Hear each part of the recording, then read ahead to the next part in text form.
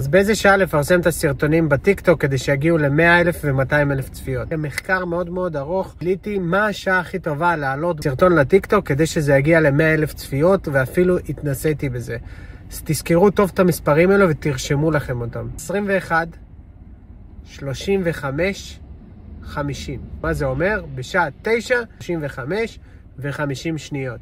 זו השעה הכי טובה להעלות את הסרטונים שלכם, לקבל המון צפיות. סתם אני צוחק. ברור שלא. אין באמת שעה מוגדרת, אבל מה שכן, בואו נבין מתי אנשים באמת צורכים את האפליקציה הזאת. אנחנו מבינים שהם קמים בבוקר, רוב האנשים נכנסים לטיקטוק ומעבירים את ה-10-15 דקות שלהם. שם אנחנו מבינים שבבוקר טוב לעלות. בנוסף לזה, כשמתחילים את היום עבודה, אף אחד לא ישר נכנס לאיזה לחץ.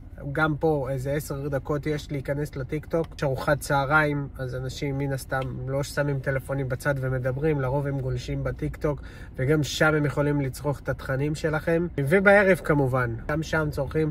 זאת אומרת, כמעט ברוב היום אפשר להעלות סרטונים.